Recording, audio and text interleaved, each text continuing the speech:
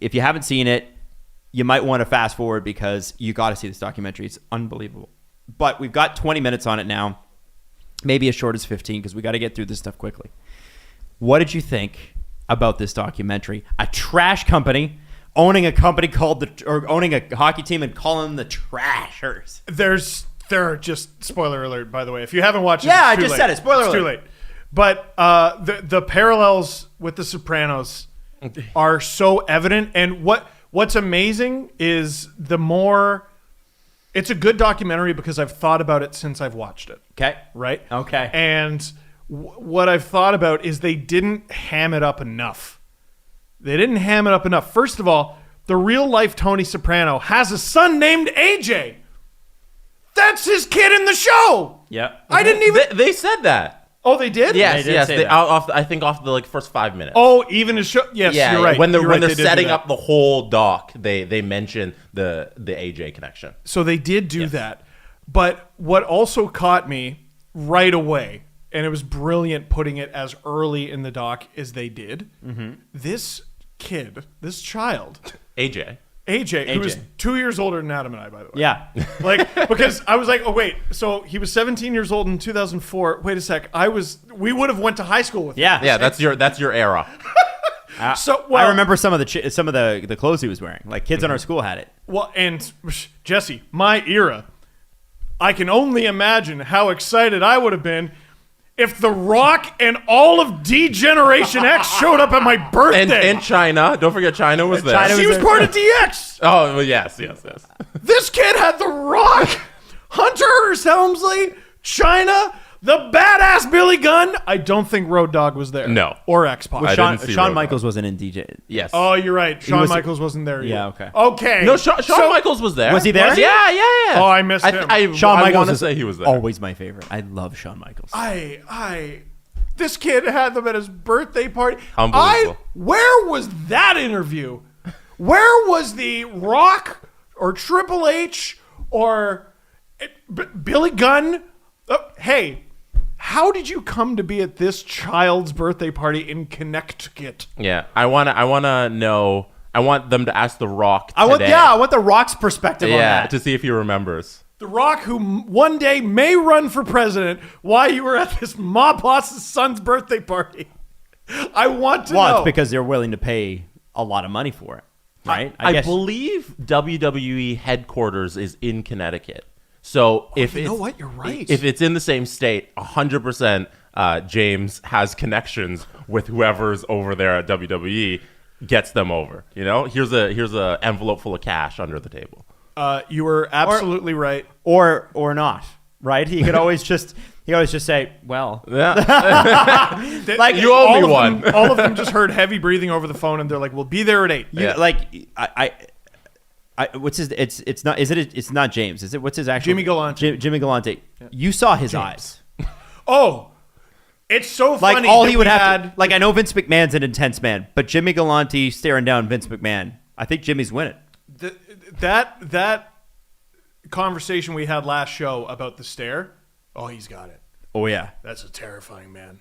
That's a very scary man. The equipment manager. You're right. The equipment manager. Hilarious. He is out of a movie. Yes. Like he embodies a character in his everyday life. And he was on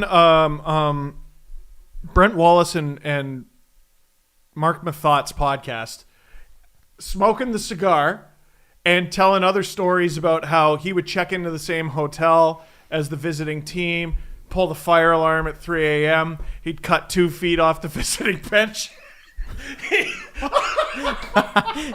I love the fact he used to, shutting off the hot water in the dressing room, giving them 6 towels for the whole team. Oh. Like just insane stuff. Like really get in your head sort of stuff. I loved it. And absolutely loved it. What I would have liked as a hockey nerd, so they made this documentary so that everyone can enjoy it. Mm-hmm. And I mean, for them, or what I think for most people, the documentary is about the fact that a crime boss's 17-year-old son ran a hockey team. Mm-hmm. For me, I'm like, tell me more about the hockey team. So I went through and looked at their roster from this season.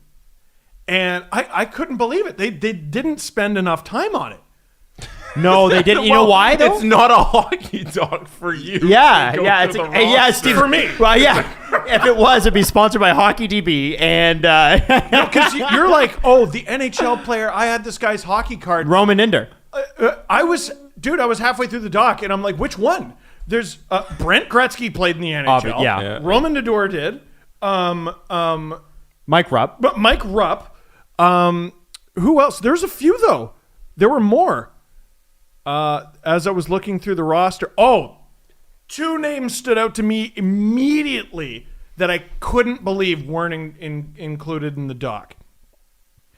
Everyone right now, stop what you're doing and look up Stephen Pete versus PJ Stock. It is one of the wildest. We obviously can't show the footage on our show, but I want Adam's live reaction to Stephen Pete versus PJ Stock, one of the wildest fights Fight you'll of the ever year, see. 2002 is what this is what the. Right. So he played in the NHL. Okay. Stephen Pete. Okay. So PJ Stock is mixing it up with Chris Simon, Here it is. known for smoking darts between periods. Chris Simon. Oh, really? Yeah. Jesse's got it up too. Okay. You won't believe it. Okay. It's one of the craziest fights I've ever seen. Waiting. Okay, it's right off a face-off here, and it looks like somebody's going to drop But something. another guy who played in the show, like they had all these enforcers. Here we go. Okay. So the camera hasn't got to it yet. Okay, so I'm watching. How long is this clip? Oh, there you go. There you go. Boom, boom, boom, Whoa. boom, boom. Look at that. Stock is really giving it to him. Oh, yeah. Yeah. By the Wow. way, I And worked PJ with Stock's him. like He a has foot- the eyes. PJ Stock is like a foot smaller, but boy, he's wow. But look at Pete. That guy was on the Trashers. Wow. You know, Stephen Pete was? Yes. Yeah. He was on the Trashers, and so was, and I've brought him up on this podcast so many times, Nasty John Morasti. One of the most infamous minor league enforcers of all time. Of all time. You want me to read off his career penalty minutes? yeah. I'm just going to say Yeah. that if this was in the doc, a lot of people would have turned it off. Yeah, I think so. The too. footage of that fight? I mean, they could have shown a little bit more of that, like Stephen Pete, Jet Nasty. Like they could have done here are some other guys other than because they were focused on, was it Wingham or Wingham? They're focused on the 5 guys that they got to do the interviews. Well, that's what Who I'm were on saying. the Like, team, I you wish know? I could have heard from the other guys. No, it was Wingfield. Wingfield. And Wingfield, Who, where by is the he? way, I lost him. There he looked- is. 289. Oh no, sorry, this is Roman Nador. 289 penalty minutes in 46 games. Wingfield had 176 in 20. But Oh, wow. John Morasti, look up John Morasti versus Stefan Bosse. That's Jeff Merrick came on our podcast years and years ago. Or this might have even been back when I did that student radio show with Justin Fisher. Wow. And that's how good Jeff is. He went on that show. John Morasti versus Stefan Bosse, he called the greatest hockey fight of all time. And John Morasti was also one of the players who was at a wedding in Russia and had to fight the wedding. I've told this story before. That video's out there. Him and Yablonsky, I can't remember his first name. They were teammates, I think, on Vitas Chekhov, another team that was owned allegedly by organized crime. And they were Vitas was known for only employing fighting. Only fighting. There were no goal scorers. And the video is of them at this wedding. They could have included this in the documentary. The video is of them at the wedding trying to diffuse a situation, but they only know English. So they don't know how to... and the guy, Yablonsky's going, MMA. He's trying to tell them, I've fought mixed martial arts. Sanctioned fights. This guy... And they dropped the whole wedding. And these are names that, aren't even mentioned in the documentary. Wow. And so this kid, when you said he's you, he's No, living he's my dream. you. Yeah, I know. He's He's Steve. me. So he's living his dream by having DX show up at the birthday party. This dude went on Google and was like, all right, who are the penalty minutes leaders of every league? Yeah. They show him in the doc. He was talking about that, just looking up fights and Goal picking scorers guys. and fighters. Yeah. It's amazing. It's amazing. For a 17-year-old, he did a great job building a hockey team. They went to the finals. They lost. They were 48, 17, and 11. That's pretty damn How many good. guys had Wow. over 100 penalty minutes? Oh gosh, 1, 2. No, organize it. You can. There you go. 1, 2, 3, 4, 5, 6, 7, 8. 8 guys. The owner gives you that look and says, "Fight off the opening face-off, the inaugural moment of your franchise. You got to do it. You got to do it." I love that phone. Like, and the boss is calling, drop him. And I man, when you see him floating around out there like he's gonna fight, does he not look like a shark? He looks like a shark or a tank. Oh yeah, A tank just looking for something to shoot at. He's huge. If I met him like just in public, just his face and his jaw, I'd be like, "Hey, so you kick people's asses?" Like that. You'd find my skeleton next to his and be like, "This one ate that one." That's who he is. What do you guys think of the commissioner? Oh, What a weasel! Right? Yeah. Okay, because my first thought, I was like, this guy is fucking weasel. Yeah. You know? Well, why do you think he's a weasel? I'm interested. Well, he's just a killjoy of all things. You're not going to make a mockery of what the UHL. Shut up.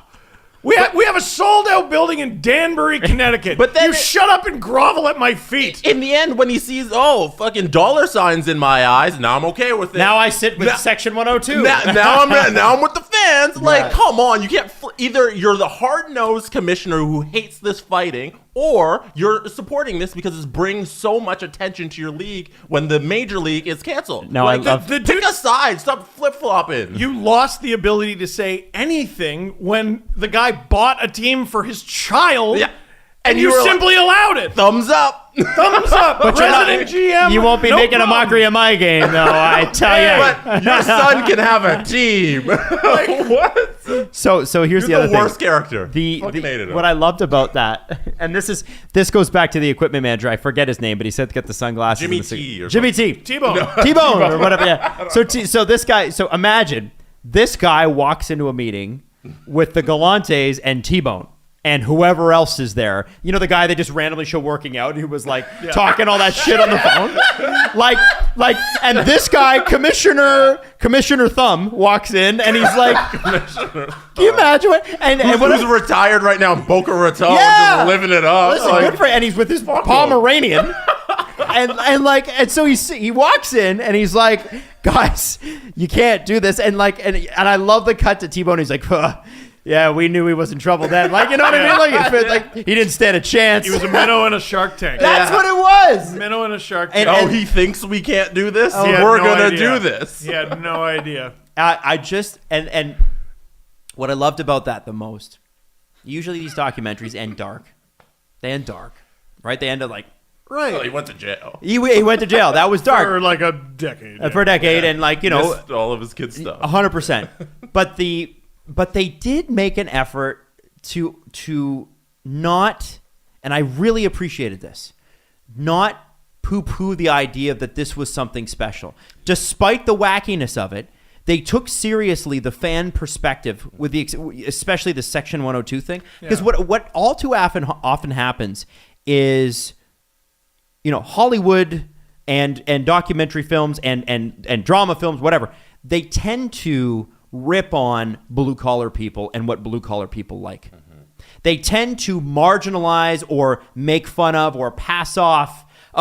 They're just a bunch of barbarians, bunch of low income. You know what I mean? Yeah. That's how they don't say it, but they come out and say it in the actions. Danbury, Yeah. Connecticut. Yeah. No, that's such a good point. And what they didn't trivialize these people. They had fans on who still have the jerseys, who were pissed off when the team was closed down, and who absolutely still die for this team. And they really celebrated that at the end. And I love that. And what I love about that is, I think Mr. Galante Sr. Is not, he says it. He's like, "I'm not an angel." And I don't think that the film actively tries to portray him as that. No, he burned a truck and we saw it. Yeah. They showed or allegedly. I think he would. I think he did time for that. I don't know. But well, they showed it in the film. There definitely was a burning truck shown in the film. My thing is, they celebrated the fact that something special did happen for a group of people. Yeah. That reunion at the end. That was really where you special. saw it. And then him reuniting with Jimmy, Wingham, or no, what is his name? Wingfield and Jimmy Galante. When he surprised him on camera. Yeah. Oh, tears. That was really sweet. Yeah. And so I think I just found that whole part of it, the way they ended it, to me was such a departure from where I thought it was going. Right. And I loved that. They showed how sports can bring a community together, Yeah. especially hockey. When you get this team in this city, Danbury, they're not a pro sports city. No, they they're have not. nothing, and they get this team and they're cheering for it, and it really meant a lot. And it was great to see that. And for those fans, it could be for some of them the second time their hockey team left them, too, because the Whalers. Oh yeah. Oh yeah, Right? yeah. The Whalers had Connected. left just a few years prior, and all right, we got this team, and they kick fucking ass, and they're in first place, and they go all the way to the final, and we got this section where we tell the commissioner to fuck himself, and it's so much fun, and it's gone after a year. 2. I think they had 2 seasons. Oh, 2 years. Yeah, Oh, 2 it was. It was 2. But even so, sad. so. Mike Rupp. I know, and Mike Rupp's there. Yeah. Weird. It was so unfair to see the NHL guys hit the ice, and they're dancing around these guys. You have a professional athlete out there with just plugs. They had like at least 6 players who played like at least a few games in the NHL.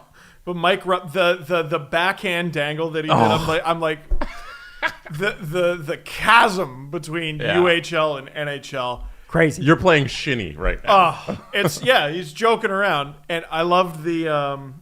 Mike, I remember you from the Trashers, man. That was awesome. He's like, I scored a Stanley Cup winning goal with the New Jersey The Devils. stadium's down the street. Yeah. Like he scored a goal with Paul Correa on the Right. ice facing him down. And they're like Trashers. Against J.S. Jaguar. Yeah. At his best. Babcock coaching. Yeah, that's right. That's right. It's pretty nuts. He won a Stanley Cup. Yeah, it's nuts. And I don't know. It was such a there was such a good feeling at the end of it. And I think to me it was like, life isn't perfect and things can be a bit murky and a bit gray area-y, which, arguably this is the case, but there's still great things that could come out of it. And I just loved it. I just start to finish, great 90 minutes of wall-to-wall entertainment. Oh, yeah.